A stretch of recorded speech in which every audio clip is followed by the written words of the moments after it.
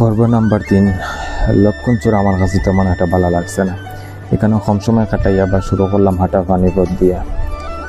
এখন একটু বেশি জায়গা হাঁটা লাগবো, প্রায় 7 থেকে 8 কিলোমিটারের মতো। যাইমো আমরা ফান্তমাই জলপ্রপাতের উদ্দেশ্যে।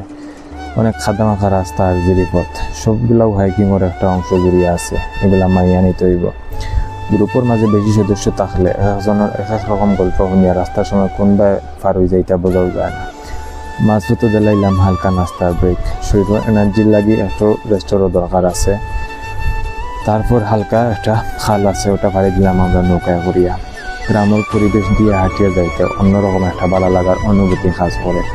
আর যদি হাঁটা হইয়া থাকে বর্ডার সাইডে, তাহলে তো আর কোনো কথা নেই। আপনারা যদি হাইকিংও যান, তো গ্রামীণ পরিবেশের এই হাঁটাটাও আপনার কাছে বেশি ভালো লাগবে। জন্য তো আমরা সবসময় দেখি আইলাম।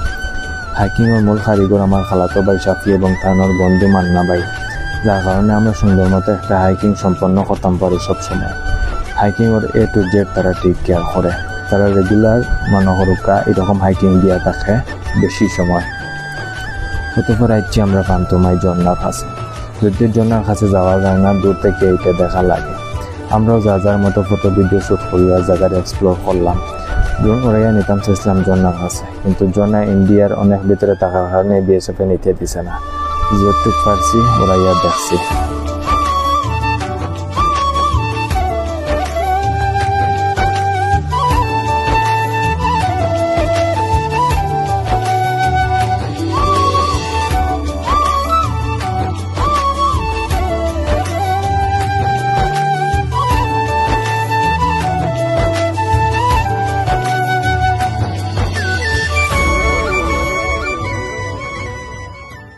ফান্তমাই পর্ব শেষ করিয়া যাইমো আমরা নওয়াবাজার নৌকাঘাট। ফান্তমাই থেকে হাঁটিয়ে যাইতে 20 থেকে 25 মিনিট লাগবে নওয়াবাজার নৌকাঘাট। আবার জনপ্রতি 20 থেকে 50 টাকা ভাড়া দিয়া টমটম করিয়া যাইতে পারবা।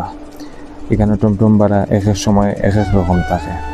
আমরা কিছু দূর হাঁটিয়া উঠে গেলাম টমটমে নামাইয়া দিলাইল নওয়াবাজার নৌকাঘাট। যাইমো ফাড়ি দিয়া সাজিপুর। নৌকায় জনপ্রতি পড়ছে 10 টাকা ভাড়া। সাজিপুরে ইয়া হামাইতে পাইল বৃষ্টি। তাড়াহুড়া করিয়া দোকান দেখিয়া সব হামাইলাম।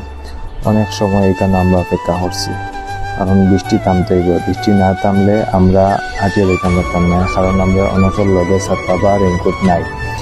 যদি অনেকের বেশিও নতুন এখানে হাইকিংও কোনো অসুবিধা হইতে পারে, যার কারণে আমরা বৃষ্টি থামার অপেক্ষা করছি। দেখলাম বৃষ্টি থামেন না। অতঃপর আমরা 2টা টমটম ভাড়া করছি 600 টাকা দিয়া। একটা টমটমে 6 জন যাওয়া যাইব। যাইমো আমরা জাফলং 0 পয়েন্ট যাইতে পাওয়া যায় লামাপুঞ্জি। এই পুঞ্জির মালিক জমিদার, যার বাড়ি আমরা একটু সময় টমটম থেকে নামিয়া দেখে আইছি। পুঞ্জির ভিতরে বাইরের মানুষ কেউ ঢুকতে পারে না, একমাত্র তারার মানুষের ভিতরে যায়। যাই হোক, আমরা আইছি 0 পয়েন্ট। যাইমো মায়াবী ঝর্ণার সৌন্দর্য উপভোগ করা। 0 পয়েন্ট যাইতে যে জায়গার নামছি, এখান থেকে নৌকা দিয়ে ফাড়ি দেওয়া লাগবো ঝর্ণার কাছে যাইতে হইলে। কারণ পানি বেশি, আর আমরা গোসল করার লাগি খাবার চেঞ্জ করছি না, নইলে সেটা দিয়ে গেলাম। অতক্ষণ নৌকায় ফাড়ি দিলাইলাম, আর ওখানেও আমরা হাইকিংয়ের শেষ জায়গা। যাইতে যাইতে সন্ধ্যা হয়ে গেছে, যার কারণে তাড়াতাড়ি গোসল করিয়া যাই নদী এখান থেকে। মায়াবী ঝর্ণার সন্ধ্যা 6টা পর্যন্ত আপনি থাকতে পারবেন। শেষ করিয়া আপনারা জাফলং বাজার থাকিয়া লোকাল বাস বা চেঞ্জও করিয়া ডাইরেক্ট সিলেট আইতে পারবা। আর ওটা হইল গিয়ে আমার হাইকিংয়ের শেষ জায়গা জাফলং মায়াবী ঝর্ণা।